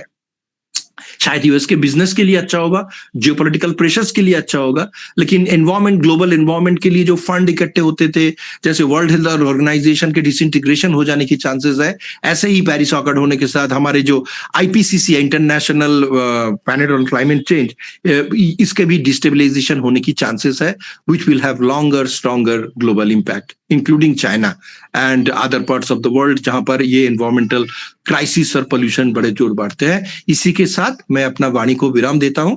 Thank you very much for giving me this platform. Now will be available for any questions, comments and discussions we may have. Thank you very much. Wonderful wonderful. बाप रे, 1.5 घंटा तक आपने एकदम इतना धारा प्रवाह और इतना ज्यादा वर्ल्ड पॉलिटिक्स का जानकारी होना, आप तो मैंने दुनिया के लिए एक एसेट है। यूएनओ को चाहिए कि आपको सलाहकार के लिए के रूप में रख ले। आपको इतना ज्यादा डीप नॉलेज पता नहीं कहाँ से आपको इतना आ गया।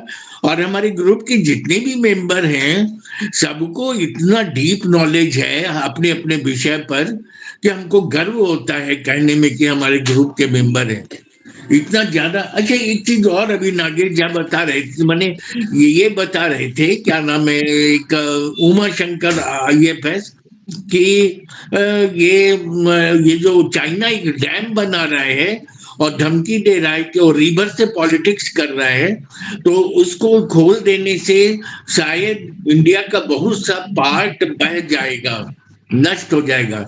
इस तरह का वो दुश्मनागत अपना निभाना चाह रहा है। तो ऐसा ऐसा चाइनीज, और नागेश झा जी बोल रहे हैं कि वो मतलब इंडिया ने क्लेम कर दिया है अपना जो 95,000 एकड़ जमीन अभी वो लेके रखा है चाइना, उसको रिटर्न करने के लिए उसमें अमेरिकन सपोर्ट भी अब मिलेगा, तो शायद वापस आ जाएगा। इस संबंध में आपका क्या राय है? मैं सोचता हूँ कि आप क्या मतलब, हाँ बोलिए बोलिए ना। हाँ शेखर जी, मैं मतलब अमिताभ जी का एक जवाब दे देता हूं। चाइना जो इतना डैम बना रहा है, पहले तो चाइना को फ्रेश वाटर का क्राइसिस है, ये बात सच है। और इसके एक बहुत अंदर की भीतर की बात है, closely guarded secret of India, कि वो जो ब्रह्मपुत्र नदी है उसका जो मेजर 60% जो पानी है वो अरुणाचल प्रदेश के कैचमेंट एरिया से ही आता है।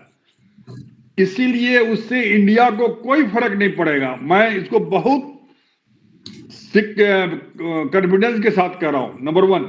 नंबर 2, यूएनओ में अक्साई चीन के लिए इंडिया ने अपना कार्ड खेल दिया है और चाइना को धमकी दे दिया गया है कि भाई तुम अक्साई चीन वापस करो, नहीं तो तुमको हम सिक्योरिटी काउंसिल से निकाल देंगे। नंबर 3 पॉइंट, चाइना जो है, जैसे आपने बहुत अच्छा बात, आपकी एक एक बात सच है, बिल्कुल मैं उसको सपोर्ट करता हूं, एकदम सही है, क्योंकि मेरे पास इंफॉर्मेशन है। लेकिन जिस सिस्टमेटिक ढंग से आपने कहा, आई salute you, I appreciate you. मैं क्या कहूं, मैं मतलब I have been enlightened.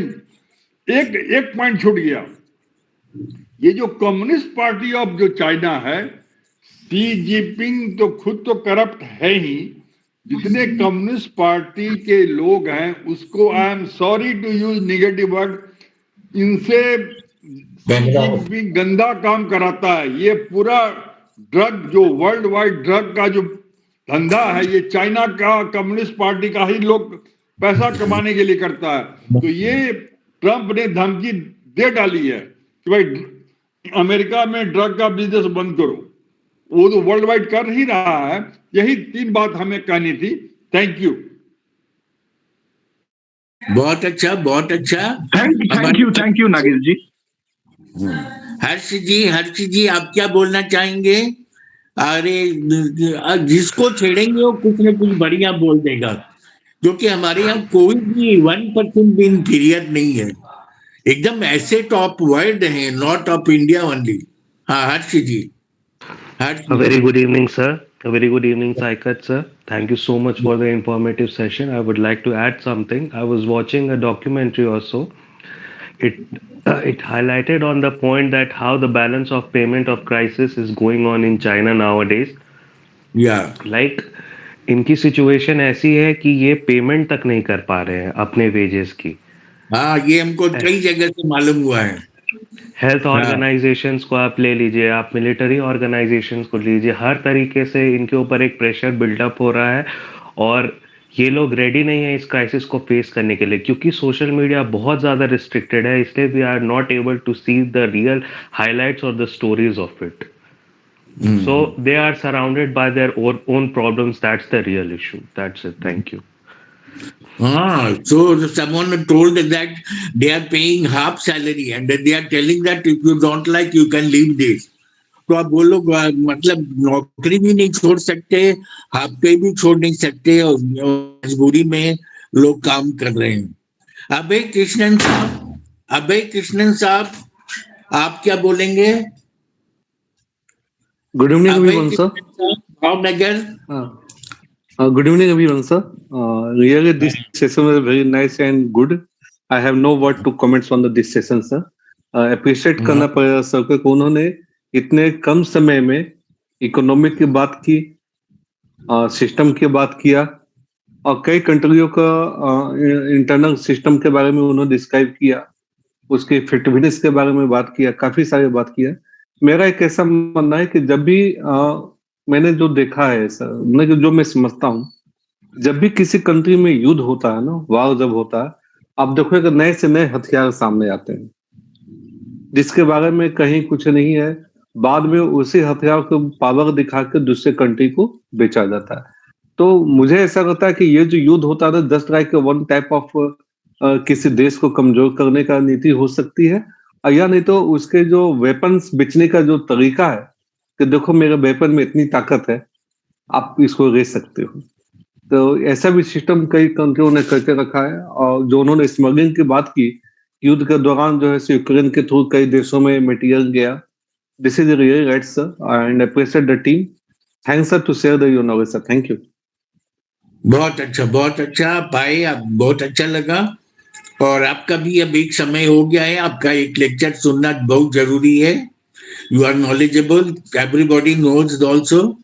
Sujay Mali from Pune. Sujay Mali sir मैं बीच में स्टॉप कर रहा हूँ सर. सबसे पहले मैं अपने टीम को एक बधाई देना हूँ. Everybody have the good wishes for the 35th national road safety week.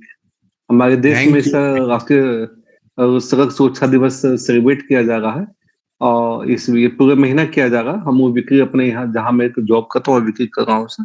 तो मैं इस पर कुछ बोलूंगा, कभी मौका लगेगा तो मैं जरूर शेयर करूंगा सर.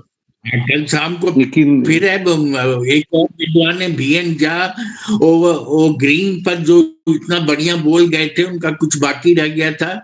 आज आए हुए हैं बीएन झा, कल रहेंगे. तो कल हम लोग 26 जनवरी पर भी बोलेंगे, पैट्रियोटिक कुछ बात चर्चा जरूर करेंगे.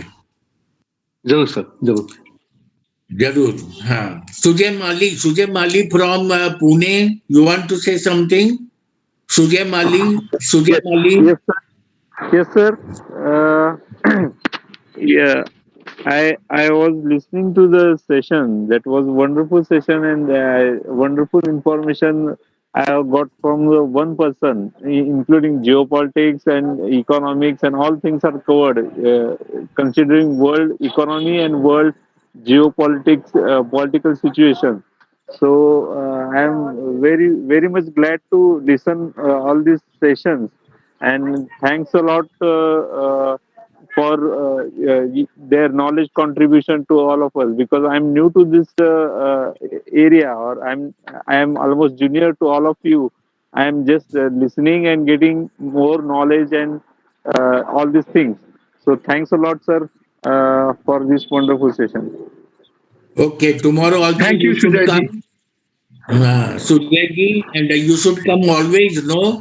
Because if you are missing, you are missing so many good points, so many knowledge you cannot add to your this mind, no? So that in further meetings, no, you can enhance your goodwill by sharing that knowledge which you have earned from our group. Okay Suryamali ji. हाँ, B N Jha साहब कल के speaker हैं। BN. Jha साहब, आप क्या बोलना चाहेंगे? अभी जैसा इन्होंने कह गए आपकी तरह धारा प्रवाह। B N. Jha, what you want to say? B N. Jha बहुत अच्छे विद्वान हैं, ये बॉटनी के विद्वान हैं। बी.एन. झा, आप क्या बोलना चाहेंगे? डॉक्टर विद्यानाथ झा, आप बोलें, क्या बोलना चाहेंगे, क्या कमेंट करना चाहेंगे? हाँ, कनेक्ट होने में आज मुझे देर हुई, क्षमा प्रार्थी हूँ। शकत जी जुड़े हुए हैं कि छोड़ दिया उन्होंने? नहीं, जुड़ा हुआ हूँ। हाँ, मैं ये पूछना चाहता हूँ कि ट्रम्प साहब अपने पहले टर्म में भी और इस बार भी उन्होंने जो एक पोस्टर इन्वायरमेंटल सिचुएशन को लेकर के दिखाया है कि फॉसिल फ्यूल को ऑब्लिटरेट करना कोई जरूरी नहीं है, इलेक्ट्रिक व्हीकल कोई जरूरी नहीं है, और ग्लोबल वार्मिंग को मानने के लिए वो तैयार पहले भी नहीं थे, शायद आज भी नहीं है। और वो इतना बड़ा फायर कैलिफोर्निया में ये जंगल की आग लगी हुई है, तो अब उनका क्या रुख होगा इसके प्रति, और इंडिया का क्या सिनेरियो है इसके कारण? थैंक यू विद्या जी। ये कहना है कि ट्रम्प इज हार्डकोर बिजनेसमैन, उसके पास ये डील है कि प्रॉफिट, हर किसी डील में यूएसए को प्रॉफिट होना चाहिए, उसके कंपनीज जो है उसमें प्रॉफिट होना चाहिए। वो प्रॉफिट और लॉस इस ट्रेड में बिलीव करते हैं, उसके लिए एनवायरमेंट कोई प्रायोरिटी नहीं है। अब दुनिया के बहुत सारे बिजनेसमैन जहां पर भी देखोगे, वेदर यूरोप में है, इंडिया में, कहीं पर भी है, दे no one is concerned about environment. उसके लिए geopolitics, economics, profit and loss, ये सारे इंपॉर्टेंट बात है। तो उसने कहा भी था पहले बार और इस बार भी उसने वो कहा है, एंड ही हैज विथड्रॉन। तो क्लाइमेट चेंज, ग्लोबल वार्मिंग तो एक सिग्निफिकेंट प्रॉब्लम है ही, लेकिन उसके जो रवैया है इसके लेकर, ये this is negative and also harmful for the entire world, in the sense कि यूएसए का प्रेजेंस नहीं रहना in the Paris accord is going to have a cascading impact. Many other countries which were not ready to pay money, और Europe के बहुत सारे countries है जो ये प्लेटफॉर्म में रहने के लिए, मतलब डेवलप कंट्रीज को ज्यादा पैसा पेमेंट करने पड़ रहा है, they are not very happy about that, so they will take this instance like, oh अच्छा यूएसए ने मूव कर गया है तो how does it matter, important हम भी मूव कर जाएंगे। तो ऐसे एक बड़ा सा मेंबर जब मूव कर जाता है तो that organisation overall becomes very weak. उसमें चाइना भी है, इंडिया भी है, सारे मेंबर्स अदर भी है, लेकिन यूएसए का एक स्ट्रॉन्ग प्रेजेंस वहां था बहुत सालों से। अगर वो नहीं रहा, वो लीडरशिप नहीं रहा, so this is going to get disintegrated. I am very much apprehensive कि down the line in the next 4 or 5 years बहुत सारे अदर मेजर पावर्स उस पेरिस अकॉर्ड से हट जाएगा और वो ये वीक पड़ जाएगा। वीक पड़ने के कारण डेफिनेटली हम यूएसए से हमें जो वो टेक्नोलॉजी मिल सकता था ऑल्टरनेटिव फॉसिल फ्यूल्स वगैरह के लिए, वो इतना इजी ट्रांसफर नहीं होगा, हमें नहीं मिलेगा। तो I think for India it is always, not just for India, I say this for every individual person, कि किसी एक सोर्स के ऊपर ज्यादा डिपेंड ना करे। अगर इंडिया को अपना पोल्यूशन प्रॉब्लम्स को लेकर बात करना है, we have to work on our own technology, on sustainable technology, on renewable energy technologies वगैरह वगैरह, जिसे हम इसे सस्टेनेबल कर सकते हैं। और क्योंकि ग्लोबल ऑयल इंडस्ट्री एक मेजर इंडस्ट्री है जिससे यूएसए को बहुत सारे पैसे मिलते हैं, he is going to support the fossil fuel industry for eternity. इतना सपोर्ट होगा। इतना पावरफुल होने के बावजूद ये जो इनका कैलिफोर्निया की जो आग है उसको कंट्रोल नहीं कर पा रहे हैं, तो फिर क्या होगा आगे? उनके अपने देश में, उनके अपने लिए भी खतरा, अपने देश में अपने के लिए खतरा है। लेकिन क्या कहते हैं ना, he does not care about these things, कि हमारे एनवायरमेंट के वातावरण में एक प्रॉब्लम आ गया, he does not think about this in these long term things. उसके लिए ये एक बार भी क्या वो कैलिफोर्निया फायर को लेकर कोई स्पीच दिया है, कोई हाईलाइट किया है? Very minor once that our system is taking care of that. तो ये सारे प्रॉब्लम्स तो रहेगा ही और ये बढ़ते जाएगा, and the whole humanity has to pay for it. ये सिर्फ अमेरिका का, मैं ये अमेरिका का वाइल्ड फायर सिर्फ अमेरिका के लिए प्रॉब्लम नहीं है, it's a global power, it's a global problem, और इस ग्लोबल प्रॉब्लम के लिए सभी को इस गंगा में डुबकी लगाना पड़ेगा। तो लाइक एक मेजर स्टेक होल्डर जब इससे हट जाता है, so for countries like India it becomes important कि हम अपने आप का टेक्नोलॉजी डेवलप करने के लिए हमें काम करना चाहते हैं। हम यूएस के बारे में कह रहे हैं कि हमारे इंडिया में सारे पॉलिटिकल पार्टीज, वो जो हमारे क्या कहते हैं लैंड ओनर्स है, या जो क्या कहते हैं हम इसे, जो रियल एस्टेट एजेंसीज है, क्या सभी जगह ये पैसे देकर रिवर्स या वेटलैंड्स को लैंड में नहीं कन्वर्ट कर रहे हैं? ये तो हो रहा है हर कंट्री में, हमारे इंडिया में तो जोर शोर से हो रहा है कि जो प्रोमोटर्स जिसे हम कहते हैं, वो लैंड डेवलपर्स जो है, वो तो जहां पर इधर उधर जहां पर खड़ा बिल्डिंग खड़ा करने चाह रहा है, और ये इसमें एनवायरमेंट का लॉन्ग टर्म इंपैक्ट हो रहा है। तो ये सिर्फ यूएसए का प्रॉब्लम नहीं है, it's a global problem, global phenomena. और मैं कहता हूं कि ये रियल एस्टेट जो बिजनेस है, ये जो प्रोमोटर्स है, अगर one of the most significant 5 destructive force of this planet कहा जाए, तो ये growth of the promoters and the real estates is one of the most dehumanising impact on the global planet. ये एक एंथ्रोपोलॉजिक इंपैक्ट है जो सारे ग्लोब को इंपैक्ट कर रहा है। We have bad things to share in the future, मैं ये कहूंगा। लेकिन खुद को तो एक ट्रेंड सेटर के रूप में प्रोजेक्ट करता है ना, ये दिक्कत है ना। मतलब उसके लिए उसके कैलिफोर्निया के जो उसे फायर लगा है वगैरह वगैरह, उससे वो लीस्ट बॉदर्ड है। He is more important on China के ट्रेड, रशिया के वॉर, इजराइल के वॉर। उसने उसको बिजनेस और ग्लोबल पावर पॉलिटिक्स में ज्यादा इंटरेस्ट है। वो he is least bothered, least concerned about environment. इसे लेकर कुछ कह नहीं सकते because he is the most powerful person. मैं आपके बात को सप्लीमेंट कर रहा हूं, आप जो ने कहा सही है। और ये विद्यानाथ झा साहब, कुछ भगवान की भी लीला होती है, ये नेचुरल कैलामिटी है। इसकी भविष्यवाणी 2024 में की गई थी, भूकंप आएगा, आग लगेगा, समुद्र का लेवल बढ़ेगा। ये अभी ये 2025 में बहुत कुछ होना है। वो आई रिपीट, ये दैवीय कृपा है, नेचुरल कैलामिटी है, यू कांट इग्नोर। और इसके लिए ट्रंप साहब नाक रगड़ के रह जाए, भगवान से उन्हें जीत देंगे। Thank you. ठीक है, धन्यवाद धन्यवाद। जोशी जी एक और विद्वान हमारे बीच में हैं, जोशी जी से ही बहुत अच्छा। साकेत बसु साहब को बहुत बहुत धन्यवाद। अमिताभ जी, मैं अभी अजमेर आया हूँ। नमस्कार। तो नमस्कार जी, नमस्कार। बहुत बढ़िया आपका भाषण रहा, और स्पेशली ट्रम्प शासन का चीन की अर्थव्यवस्था पर प्रभाव आपने बहुत ही बढ़िया तरीके से बताया। और मैं समझता हूँ कि जैसे अमिताभ जी ने कहा कि you have some God gift, and the way you give your lecture flawless, and like water it flows.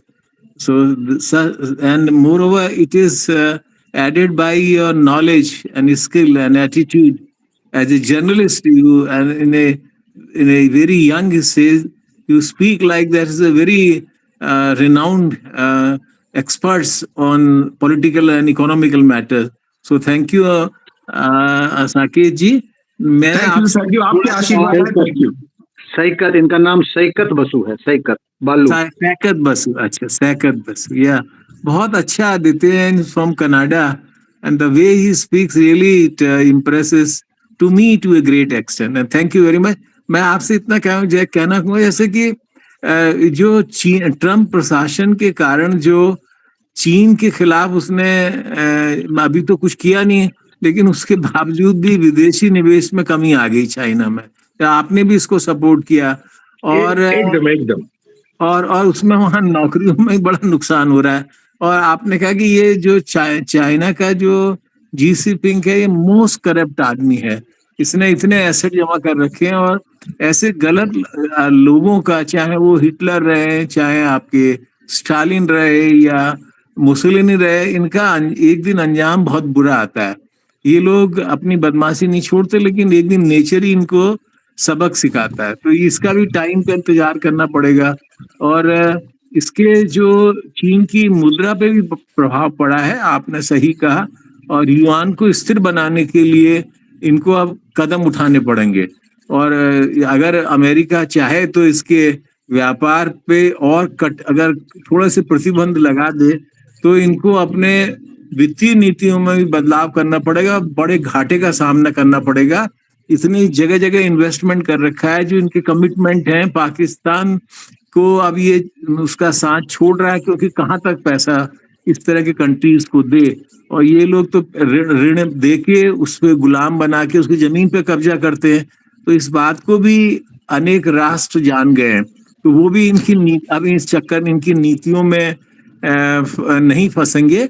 और जैसे ये सोचा जा रहा था कि चीन से जब कंपनी अपने कंपनीज को निकाल रही हैं, अपने आर्थिक संसाधनों को वहां से हटा रही हैं, तो भारत में निवेश करें, लेकिन उससे शायद भारत में उतना निवेश आया नहीं जितना एक्सपेक्टेशन था, आया ही नहीं अगर देखा जाए तो।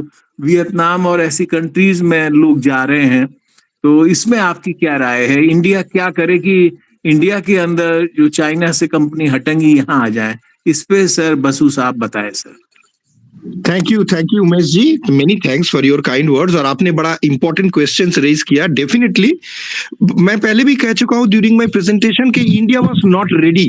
जब ट्रम्प के फर्स्ट एडमिनिस्ट्रेशन में या बीच में जब चाइना से बहुत सारे कंपनीज मूव कर रहे था, इंडिया डिड नॉट पे much attention, did not work together कि उसने इन अपॉर्चुनिटीज को देखे। उसका एक कारण ये बड़ा सैड एक रीजन है, और ये मेरा पर्सनल ऑब्जर्वेशन है, ये मैं किसी जगह से पढ़ के या कोई रेफरेंस देकर नहीं कर रहा हूं। मेरा ये मानना है कि दुर्भाग्यवश भारत के जो भी सरकार है, मतलब मैं आज की सरकार की बात नहीं कर रहा हूं, ट्रेडिशनली इंडिया के जो गवर्नमेंट्स है, इसके एक significant part of their time is wasted in fighting with our opposition। हमारे oppositions के लोग और हमारे गवर्नमेंट के बीच इतना स्ट्रॉन्ग टसल रहता है। उसके कारण क्या होता है, एक गवर्नमेंट को स्टेबल रहने के लिए, उसे पोजीशन में रहने के लिए they have to put a lot of emphasis. मैं तो कहूंगा कि इंडियन गवर्नमेंट के 50% अपने फोकस ये ऑपोजिशन के साथ फाइट करने में जा रहा है। जो डेवलपमेंट हम देख रहे हैं वो 50% उसके कंसंट्रेशन के लिए। मानिए यही अगर 80% वो फोकस कर पाता कि इंडिया के ट्रेड, इंडिया के रिलेशंस वगैरह के लिए, तो India would have been a very different country.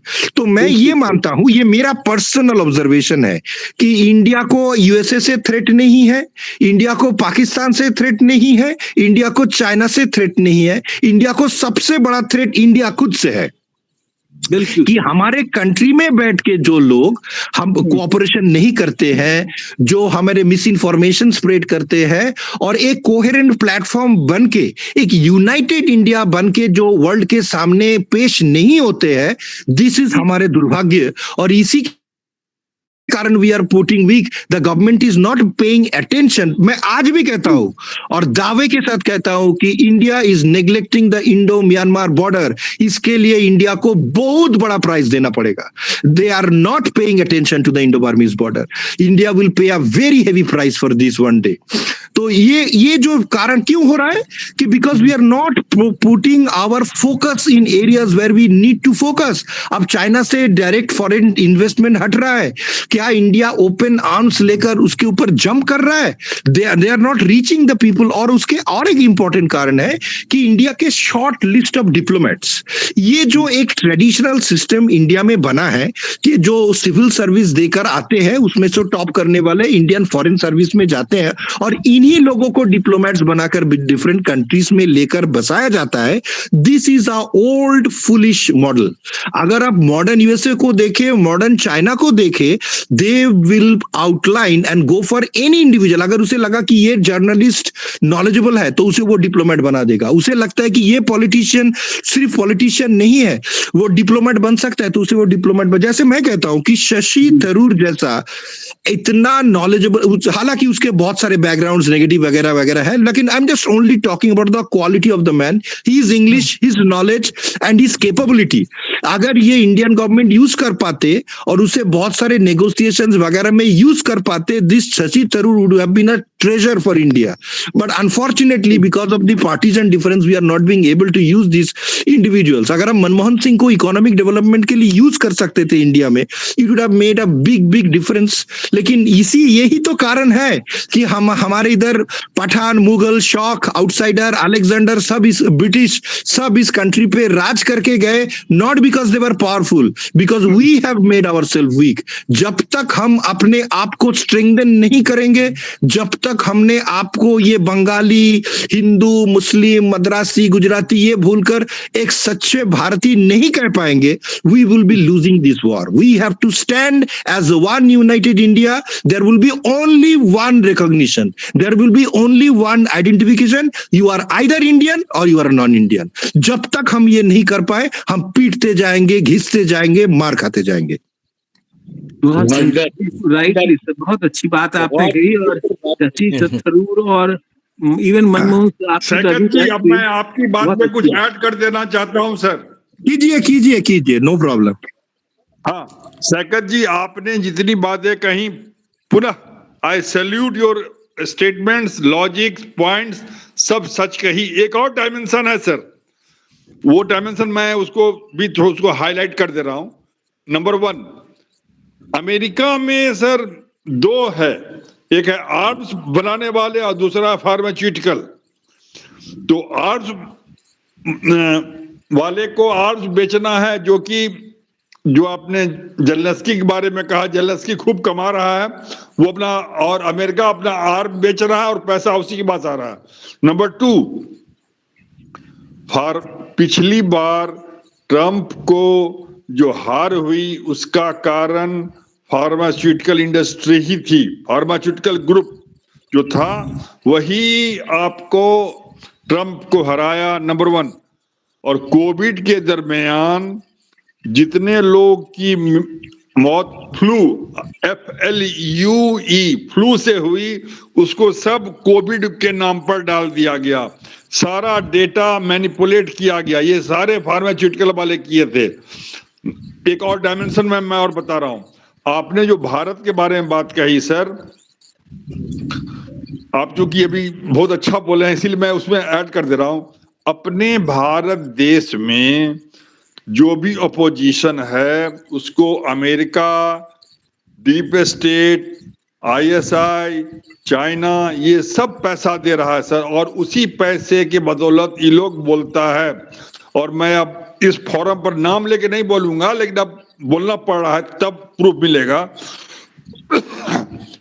Rafale deal में जो राहुल गांधी जो मुद्दा उठाए थे, उसका मेन ऑब्जेक्टिव चाइना पैसा दे रहा था, उसको रफाल की टेक्नोलॉजी चोरी करनी थी, जो कि नहीं हो पाया.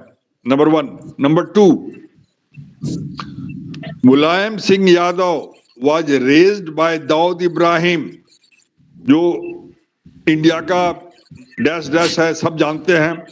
उसने करोड़ों रुपया मुलायम सिंह यादव को दिया कि तुम बाबरी मस्जिद को रेज करो, उठाओ इशू. और उसी के पैसे के बल पर मुलायम सिंह यादव खड़ा हुआ और उसका बेटा अभी राज कर रहा है. तो कमी अपोजिशन में नहीं है. आई एम सॉरी, जो हमारे देश के जो ट्रेटर हैं, देशद्रोही लोग हैं, मैं शुद्ध कह रहा हूं, अब तो सारा चीज खुल के आ गया है.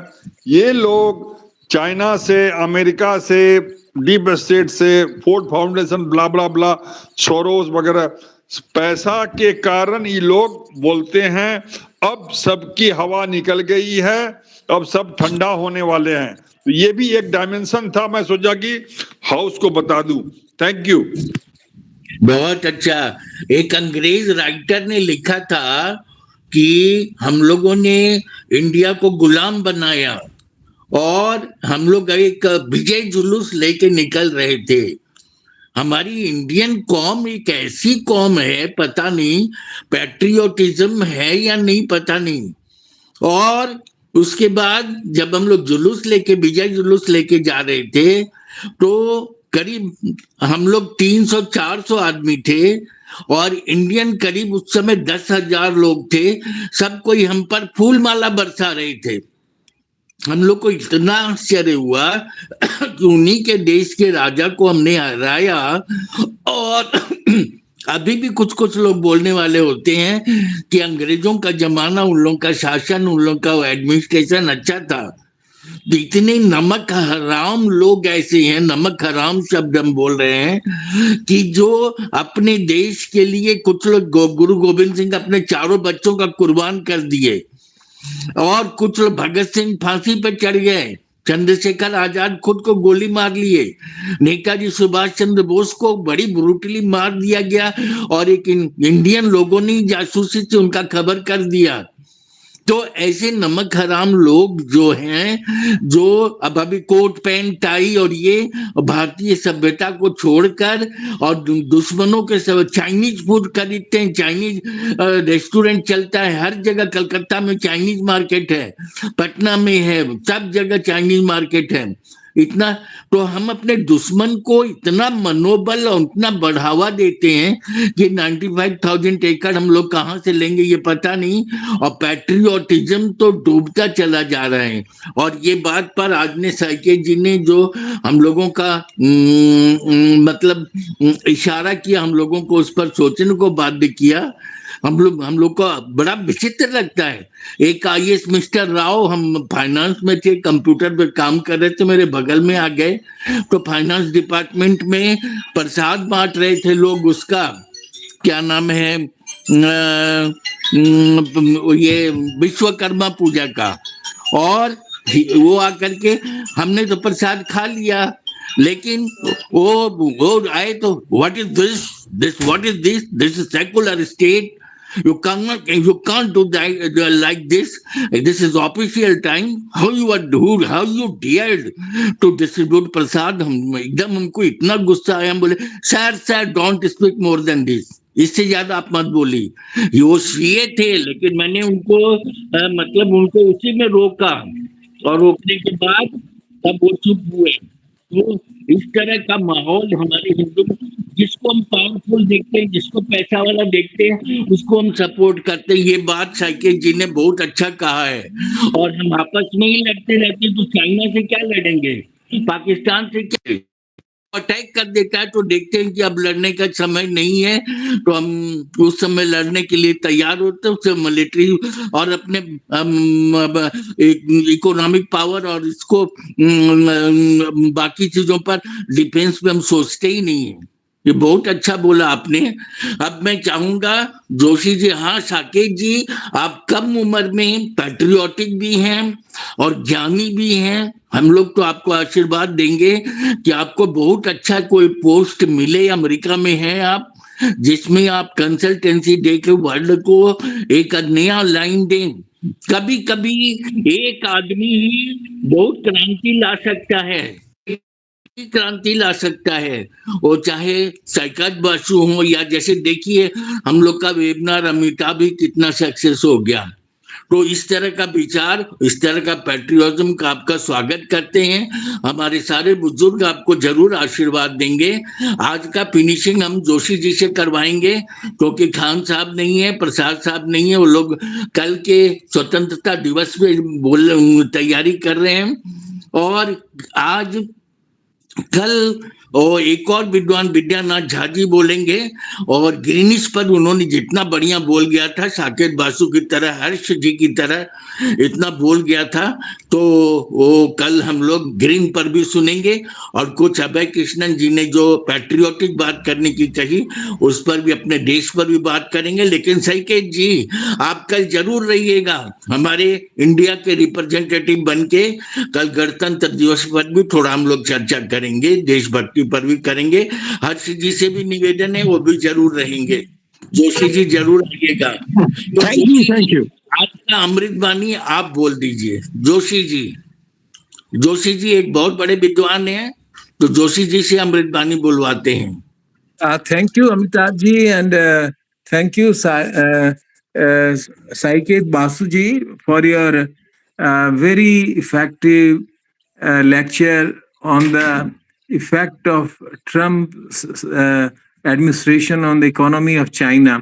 और अगर हम यहाँ पे कहें सर कि जैसा कि आपने आपके पूरे अगर इसको निचोड़ लिया जाए आपके भाषण का, तो इतना अच्छा, इतना सुंदर भाषण आज आपने दिया और हम सभी का ज्ञानवर्धन हुआ।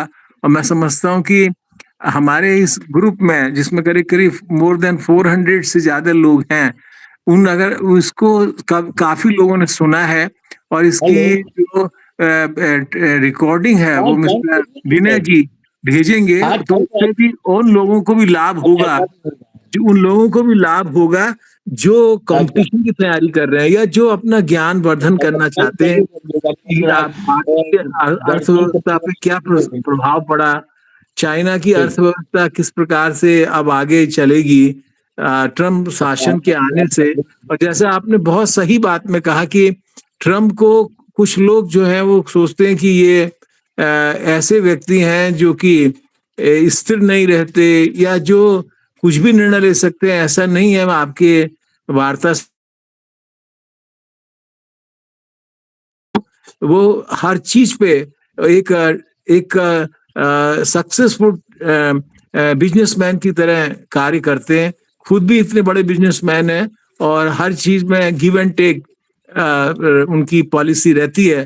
तो उनके आने से मैं समझता हूँ कि इंडिया को तो फायदा होगा और चाइना या ऐसे जो कंट्रीज हैं जो कि एक टेररिज्म एक तरह की फैलाते हैं और अपने इकोनॉमी का ऐसा प्रभाव दूसरों पर डालते हैं जिससे कि दूसरे राष्ट्रों की हालत खराब हो, उस पे एक बैन लगेगा। ट्रम्प शासन की नीतियों ने चीन की अर्थव्यवस्था पर दूरगामी प्रभाव डाला है और मैं इस बात से बिल्कुल सहमत हूँ। एक तरफ जहां चीन ने आत्मनिर्भरता और क्षेत्रीय सहयोग बढ़ाने की दिशा में कदम उठाए हैं, तो दूसरी तरफ उसे विदेशी निवेश, निर्यात और इस पे मुद्रा स्थिरता में चुनौतियों का बहुत बड़ा सामना करना पड़ेगा।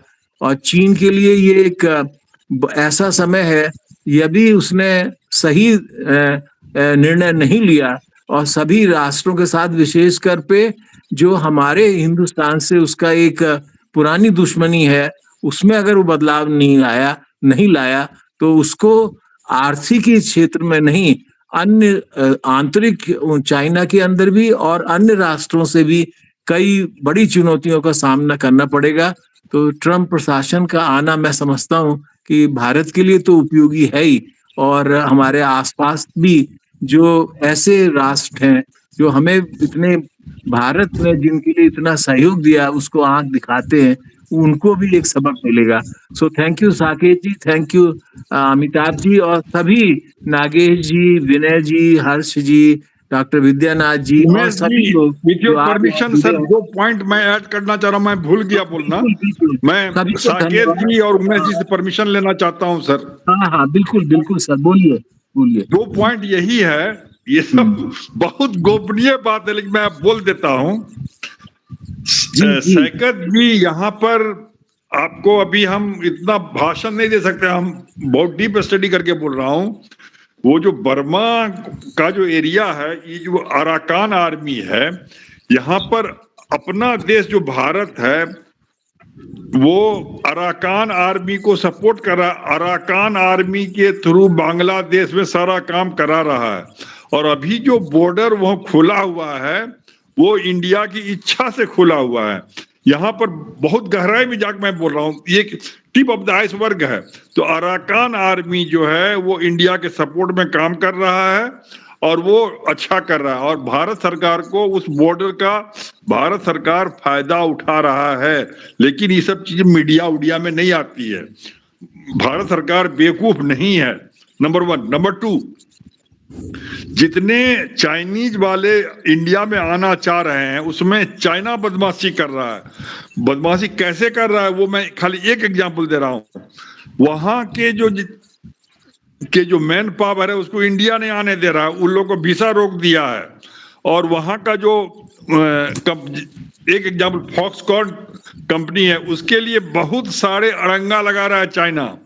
तो ये सब चीजें सरफेस पे नहीं आती है, लेकिन चाइना इंडिया को आगे बढ़ने देना नहीं चाहता है। उसके लिए वो सारा अपना ताकत लगा दे रहा है, झोंक दे रहा है। ये बहुत लंबी बात हो जाएगी, इसलिए मैं केवल टिप ऑफ द आइसबर्ग बता रहा हूं। Thank you.